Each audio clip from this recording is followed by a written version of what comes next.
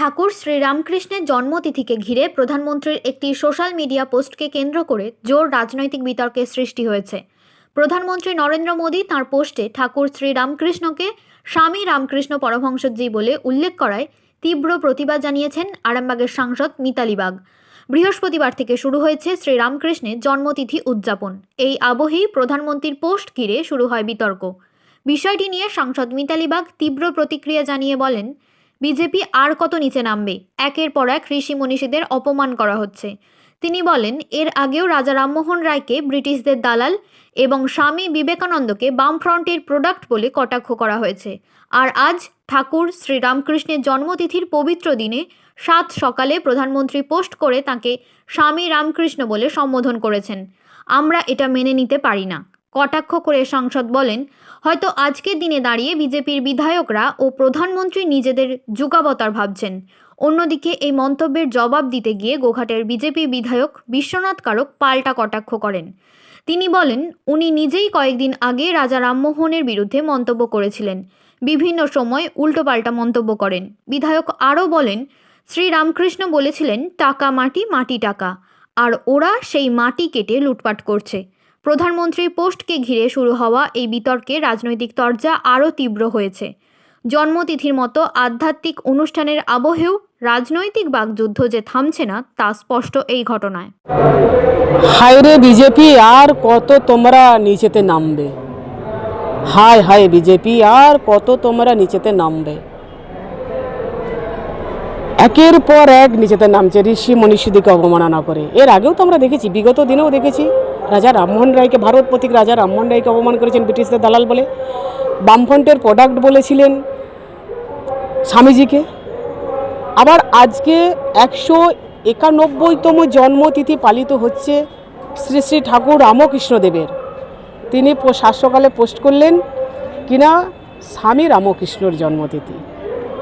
আবার আজকের দিনে দাঁড়িয়ে ওনাদের বিধায়ক, মানে বিজেপির বিধায়ক বিশ্বনাথ কারক বাবু, নামটা নিতে সত্যি ভালো লাগছিল না আজকের এই পবিত্র দিনে, উনি বলছেন বাংলার মানুষের চৈতন্য হোক, নাকি খুব গালভরা করে বলেছেন বাংলার মানুষের চৈতন্য হোক।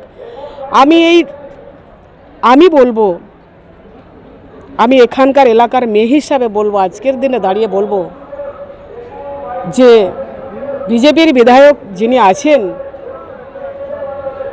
বিশ্বনাথ কারক মহাশয়, আপনি বাংলার মানুষের চৈতন্য হোক এই কথাটা না ভেবে নরেন্দ্র মোদীজির, আপনাদের প্রধানমন্ত্রী নরেন্দ্র মোদীজির চৈতন্য এইটা বলুন। যেভাবে ঠাকুরকে নিয়ে আজকে অবমাননাকর পোস্ট করেছেন, আপত্তিকর পোস্ট করেছেন, ওনাদের চৈতন্যর কথা বলুক, নিজেদের চৈতন্য কথা বলুক, মানুষের চৈতন্য হোক এটা কেন বলছেন? আজকের দিনে দাঁড়িয়ে অবমাননাকর কথা বলে, অপমানজনক কথা বলে, লজ্জাজনক কথা বলে তিনি আবার ঘুরে বলছেন বাংলার মানুষের চৈতন্য হোক। লজ্জা করে না? ওনাদের বিধায়কের লজ্জা করে না আজকের দিনে দাঁড়িয়ে কথাটা বলতে? ওনার যদি বলার এতই শখ, আগে নরেন্দ্র মোদীজিকে ওনাদের জি, সবেতেই জি দেখবেন, এত জি, 1G 2G 4G 5G সব জি, তবু টাওয়ার পাওয়া যায় না। ওনারা আবার বলছে নরেন্দ্র মোদীজি। তাহলে যদি চৈতন্য হওয়ার দরকার হয়, বিজেপির বিধায়কদের বলবো আপনারা বলুন নরেন্দ্র মোদীজির চৈতন্য হোক, যেভাবে আপত্তিকর পোস্টটা করেছে। তার মানে ওনারাও ঠাকুর হয়ে গেছেন, ওনারাও আর একটা মতে বিশ্বাসী হয়ে গেলেন, ওনারাও একটা মত মানুষকে দেখাচ্ছেন। ওনারা তাহলে নিজেদিকে শ্রী শ্রী ঠাকুর রামকৃষ্ণর আসনে বসিয়ে ফেললেন তাহলে রাতারাতি। ঠাকুর বলেছেন যত মত তত পথ। ঠাকুর বলে না আপনি অপমান করুন, আপনি মত দেখুন, পথ বেছে নেন, কোন পথে চলবেন, কোন পথে গেলে আপনি নিজে ভালো থাকবেন, অপরকে ভালো রাখতে পারবেন, সেই পথের কথাই ঈশ্বররা বলে আসেন, যুগাবতাররা বলে আসেন। তার মানে ঠাকুর বলেছেন যত মত তত পথ, সেই ওই পথের একটা উনি পদ নিয়ে যে আজকের দিনে দাঁড়িয়ে ঠাকুর শ্রী ঠাকুর রামকৃষ্ণকে অপমান করবেন, আমরা মুখ বুজে সহ্য করবো, স্বামী বিবেকানন্দ বলে যাবে, এটা হয় নাকি? তাহলে চৈতন্য তো ঠাকুর নিজে বলেছিলেন চৈতন্য হোক, সেই পথটা অনুসরণ না করে অবমাননাকর পথ কেন অবলম্বন করছেন? অপমানজনক পথকে অবলম্বন কেন করছেন? ভালো পথ অবলম্বন করুন, যেটা নিজেরা ভালো থাকবেন, অন্যরা ভালো থাকবে। 8 থেকে 80 না, আমি বলবো 1 থেকেই 100। আমরা যতদিন বাঁচি ততদিন শিখি। এই শিক্ষা নয়, অবমাননা শিক্ষা নয়, অপমান করার শিক্ষা কথা কিন্তু বলেননি। ভালো শিক্ষা নিয়ে যাও, কারণ স্বামীজির বাণী যে পৃথিবীতে যখন জন্মে এসেছো তখন মানুষের জন্য একটা দাগ রেখে যাও। ওঠো, জাগো। তিনি ঘুম থেকে জেগে ওঠার কথা বলেননি, জেগে উঠে মানুষের কাজ করার কথা বলেছেন। দাগ মানে কি দেওয়ালে দাগ কাটার, আঁচড় কাটার কথা বলেননি, সমাজের বুকে কাজের মধ্য দিয়ে দাগ কাটার কথা বলেছেন। তাহলে ওনারা পথ আজকে নিজেরা অন্য পথ তৈরি করছেন। আজকের দিনে দাঁড়িয়ে নিজেদেরকে হয়তো যুগাবতার ভাবছেন বিজেপির বিধায়করা, বিজেপির প্রধানমন্ত্রী। এটাই তার প্রমাণ। আসলে কি বলার আছে বলুন দেখি।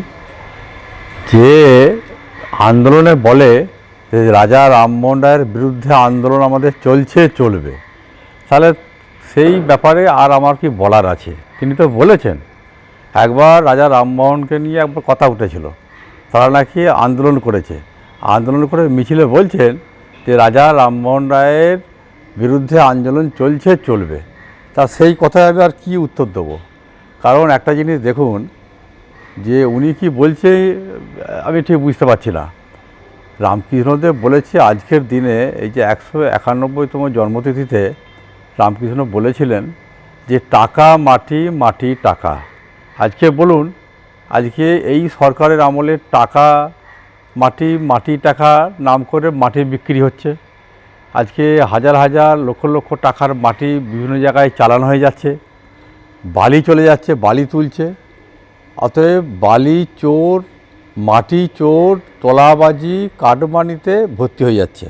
সেই জন্যই আমি আজকে রাজনীতিভাবে কথা তুলতে চাই না, তবু আমি বলছি যে রাজনীতি যখন ওনারা তুলছেন, আমি বলবো যে এই যে এত কাটমানি, এই যে মাটি বিক্রি, বালি বিক্রি, এবং 26,000 চাকরি চলে গেল দেওয়ার পরেও। তারপরে দেখুন যে 2013 সালে যে যুবশ্রী চালু করেছিল, সেই যুবশ্রী চালু করার পরে 17 লক্ষ বেকারদের যে টাকাটা, সেই টাকাটা কোথায় গেল জবাব দিতে পারবেন? এবং তারপরেও বলছে যে যুবসাথী, তাহলে যুবসাথী আবার চালু করছেন। মানে মানুষকে যে ধোঁকা দেয়া, এইটাই। সেই জন্যই আমি বলেছি যে এই সরকারের যারা তোলাবাজি, যারা কাটমানিতে অভ্যস্ত, রামকৃষ্ণদেবের কথায় তাদের চৈতন্য ফিরুক, এটাই বলেছি। এই হচ্ছে বিষয়। আবার কি, কারণ এই সরকারের আমলে এই তৃণমূল কংগ্রেসে যারা নেতৃত্ব আছে, বিশেষ করে নেতা মন্ত্রী থেকে শুরু করে, এদের চৈতন্য ফেরার অবশ্য দরকার, তবে কিন্তু বাংলার মানুষ বাঁচবে।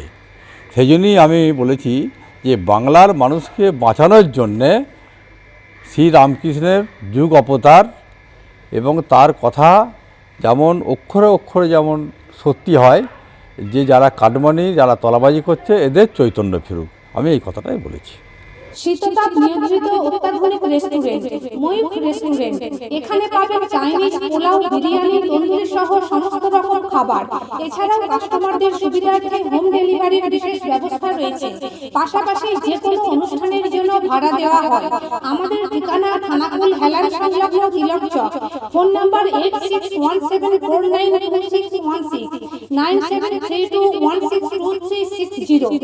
সেরা খাবারের স্বাদ পেতে আজই আসুন ময়ূখ রেস্টুরেন্টে।